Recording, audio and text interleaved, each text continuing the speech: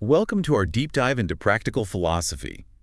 You guys sent in some seriously interesting stuff this time. Yeah, it's a really cool mix. Excerpts from Julian Baggini's How to Think Like a Philosopher, interviews with some big names, Oh, yeah, like Christine Korsgaard and Daniel Dennett. even some research papers and articles too. It's going to be fun to dig into all of this. It is. We're going to help you find the good stuff you can actually use in your life. Exactly, like having a personal philosophy coach. I like that. Yeah. And one of the first tools that really stood out to me was this idea of questioning, like everything. Question everything. Yeah.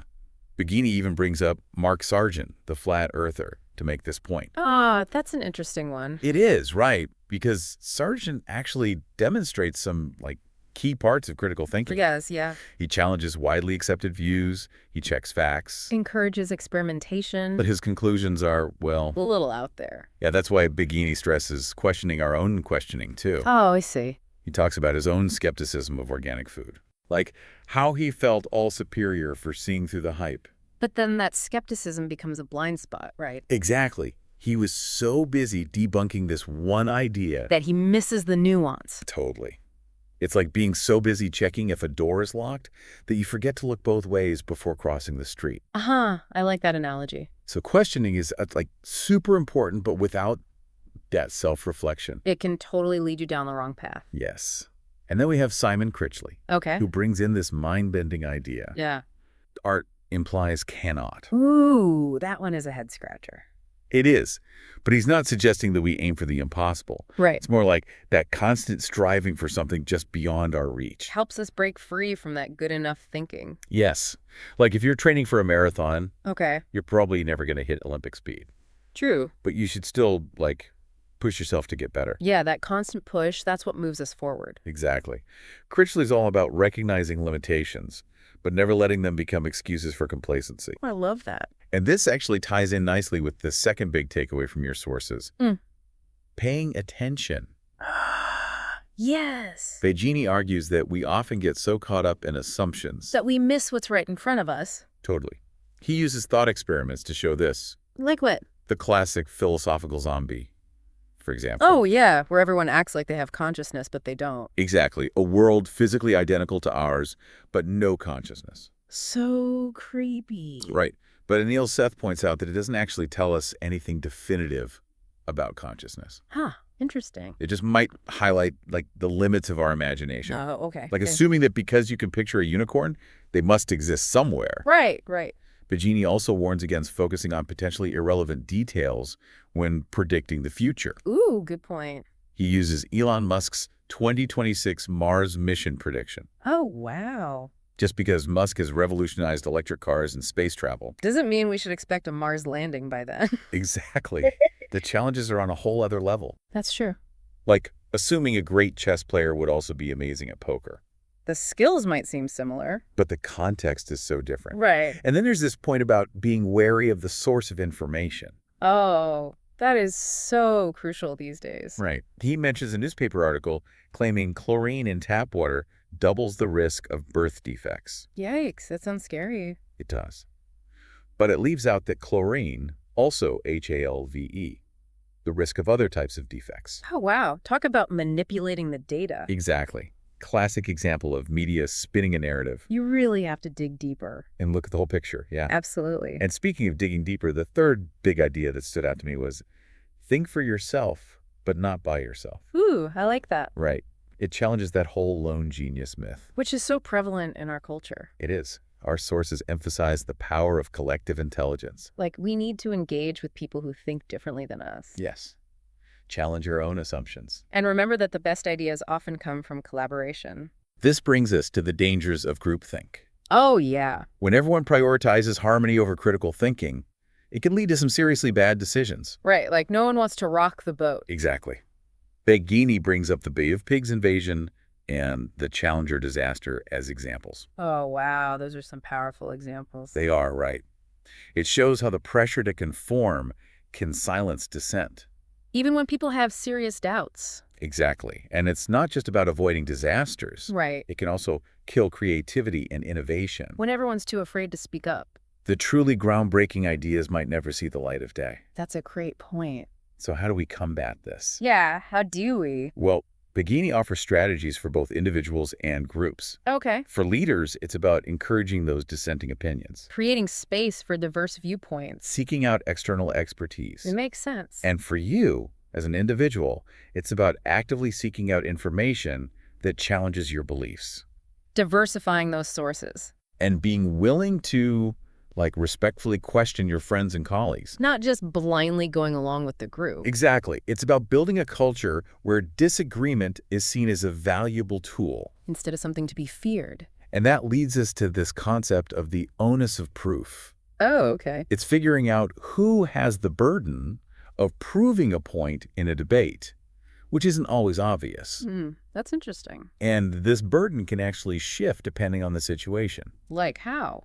Well, in cases where there's, strong scientific consensus, the burden of proof lies with the person challenging that consensus. So, with the Earth being flat? Exactly. Because generally it's reasonable to assume that the majority opinion, especially among experts, is based on, the best evidence we have. Okay, so it doesn't mean the dissenter is always wrong. Right. They just have a higher bar to clear. Got it. Baggini uses the example of a tiler choosing between a standard tile and a newer, pricier option. Okay.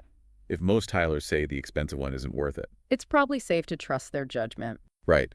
But if the tiler insists on the pricier option, then they need a really good reason. it's about respecting expertise, not just blindly following the crowd. Makes sense. But then there are situations where the burden of proof shifts to those defending the status quo. Okay, interesting. Janet Radcliffe Richards argues that if a policy is causing clear harm, The burden is on those upholding it to prove it's necessary. exactly. This is especially relevant to discrimination. Oh, I see. Baggini uses the example of bans on women in certain jobs, like firefighting. Oh, right. These bans clearly limit opportunities and perpetuate harmful stereotypes. So the burden of proof is on those defending those bans. And often when you examine the arguments, they fall apart. Interesting. Radcliffe Richards found that many justifications were actually spurious. Meaning? Their premises either didn't support the conclusion or were just made up to reach a predetermined outcome, So they started with the conclusion they wanted. and then worked backward. Wow. It's a good reminder that we can all fall into that trap. Of starting with a conclusion and then looking for evidence. Instead of letting the evidence guide us. Yeah, that's a great point. And speaking of evidence, the sources you provided really emphasized evaluating the credibility of experts. It's not enough to take someone's word for it just because they have a fancy title. Right. You got to look deeper. How do you do that? Well, Baggini offers this helpful framework. Okay. First, is the issue even a matter of expertise? Okay. That makes sense. Second, is the person actually an expert in the relevant field? Right. And finally, is there any reason to distrust this specific expert? Good questions to ask. He uses the Andrew Wakefield case as an example. Oh, the MMR vaccine and autism. Yeah, he was a doctor, a researcher, But he published a fraudulent paper. which caused widespread fear and mistrust of vaccines. It's crazy how much damage one person can do. He passed the first 2 tests of expertise, but further digging revealed a major conflict of interest. And a betrayal of public trust. It's a stark reminder that even sources that seem credible can have hidden agendas. We have to be so careful about what we believe. And that leads us perfectly into the next big takeaway. Losing your ego. Yes, that's a tough one. It is. But it's so crucial for good thinking. How so? Well, Baggini uses Robert Pirsig as an example. The Zen and the Art of Motorcycle Maintenance guy. Yes. Pirsig felt his philosophical system, the metaphysics of quality, was unfairly ignored. Like he was being misunderstood. Yeah, he couldn't understand why people weren't embracing his idea. As if he was, selling something amazing at a huge discount. Exactly. It's classic ego getting in the way of real intellectual exploration. When we're too attached to our own ideas, we miss out on other perspectives. And the possibility that we might be wrong. And we all do this, right? Not just philosophers. Of course. We identify with our beliefs, so any critique feels personal. It's natural, but we have to learn to manage it. Christine Korsgaard suggests that true intellectual progress comes from relentlessly unpacking ideas. Even the ones that seem obvious. Yeah, it's about digging deeper, being open to unexpected insights. I like that. He contrasts this with Jerry Fodor's critique of natural selection. What happened there? Despite limited biology knowledge, Fodor went into that field and published a book. It was widely criticized, seen as damaging to his reputation. Ouch. It's a cautionary tale about venturing outside our expertise, especially when driven by ego, So stick to what you know. unless you're willing to put in the work to really understand something new. Right. And then there's Philippa Foot, Okay. a great example of intellectual humility. What did she do? Despite her contributions, she openly acknowledged her limitations. Like what? She said she wasn't clever in the sense of being super quick with logic. Wow, that takes a lot of self-awareness. It does. It's about recognizing that true intellectual strength isn't about clinging to our own brilliance, But being open to being wrong. embracing what we don't know. And you know what? That openness actually ties back to thinking for yourself, but not by yourself. Yes, it's about recognizing that we're all in this together, Knowledge is a collective effort. and we can achieve so much more when we collaborate and learn from each other. Absolutely. And remember, this is just the beginning of our deep dive into practical philosophy. We'll be back soon with part 2 to explore even more fascinating insights from the sources you provided. Stay tuned. Welcome back to our deep dive into practical philosophy. We left off talking about the importance of becoming a philosopher, Not just being one. right? Embracing the journey, And that leads us perfectly to our next takeaway, knowing what matters. discerning the trivial from the significant. It's recognizing that not all ideas are created equal. Good thinkers prioritize. They focus on what's truly important. Baggini challenges us to examine our assumptions about what's important, Yeah, he points out that people can agree on facts, but reach different conclusions. because their values differ. It's a really important point. Like, think about climate change. Okay, yeah, Two people might agree it's real, human-caused. but disagree on what to do about it. Right, because one prioritizes economic growth, the other environmental sustainability. So it's not just about facts, It's about understanding values, which shape our choices. and Baggini gives examples of how reframing a question can help us focus on what matters. Oh, like what? He points to Daniel Dennett's free will worth wanting. Instead of arguing about whether free will exists, Dennett asks, what kind of free will is meaningful? a total shift in perspective. And sometimes what matters most isn't intellectual pursuit, but action. Oh, interesting. He mentions Michael Dummett. The logic and language guy. Yeah, but he was also dedicated to refugee rights. So good thinking isn't just an intellectual exercise. It's about making a difference. It's that balance between thinking and doing And speaking of connecting thought and action, that leads us to only connect, synthesizing insights for a fuller picture, making those connections between ideas. but with caution. Right. Baggini stresses connecting the dots, but not forcing them. He cautions against scientism. The idea that science is the only valid path to knowledge, He argues that reason and evidence are valuable even in ethics. where we might not have hard data, And he challenges the theory-first approach to moral reasoning. starting with a grand framework and applying it to simulations. He says that can lead to oversimplification. He suggests a more holistic approach, Looking at specifics, drawing on various principles. he uses Mary Warnock as an example. Who's that? She chaired UK inquiries on education and embryology. Oh, wow. Her approach was grounded in the facts on the ground. So real-world problems don't fit neatly into theoretical boxes. Exactly. So how do we connect the dots without oversimplifying? Good question. Baggini says stay flexible, open to new information. Always willing to revise our understanding. Seeing the world as interconnected and evolving. Always changing. Which leads us to our final takeaway.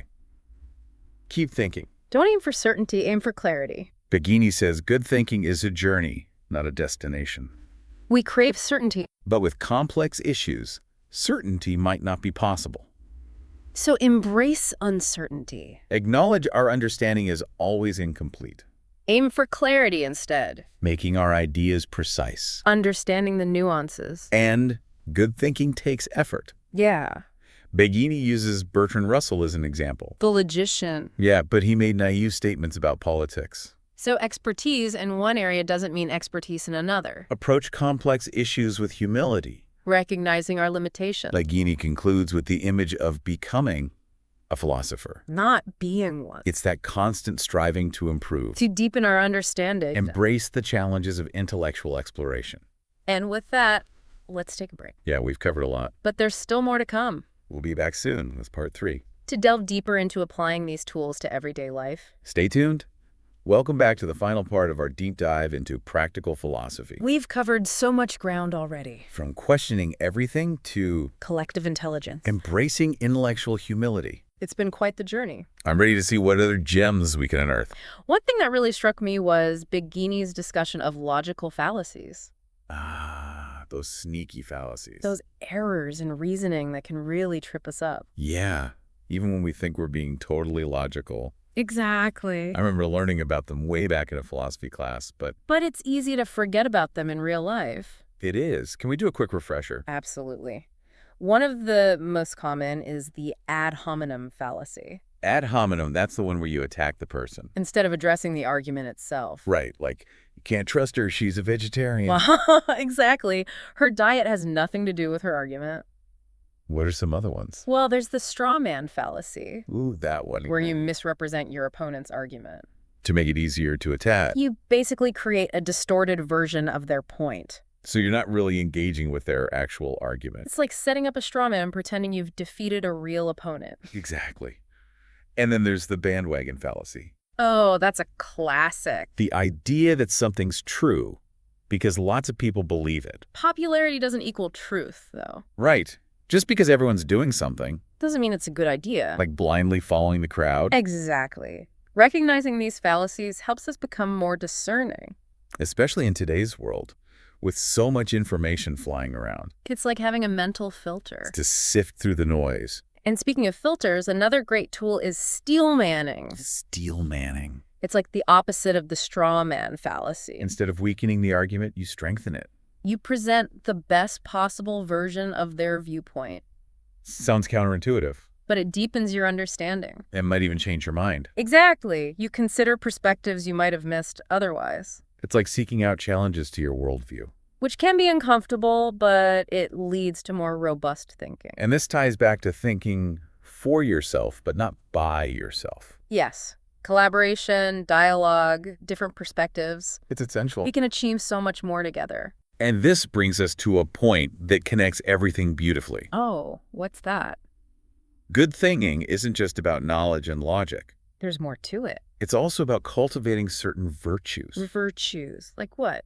Intellectual humility, curiosity, open-mindedness. Love of truth. These help us avoid ego, bias, dogmatism. They guide our intellectual journey. It's like having a moral compass for thinking. And this brings us back to becoming a philosopher. Embracing that process. With a commitment to these virtues. And it's a journey anyone can take. You don't need a philosophy degree. It's a skill you can develop. So what does all this mean for our listeners? How can they apply these insights? Well, start by paying attention to your own thinking. Notice when you're making assumptions. Jumping to conclusions. Falling for those fallacies. Challenge yourself to think critically. Seek out diverse viewpoints. And don't be afraid to ask questions. Curiosity is key. Talk to people who disagree with you. Be open to learning something new. And remember, it's okay to be wrong. Embracing that possibility is part of intellectual humility. Don't let your ego get in the way. It's about constantly refining our thinking. Becoming more thoughtful, engaged. So as we wrap up this deep dive, I'll leave you with a question. what one small step can you take today? To become a more thoughtful thinker. What habit can you adopt? Remember, it's not about being perfect. It's about the journey. Thank you for joining us on this deep dive into practical philosophy. Keep those philosophical gears turning.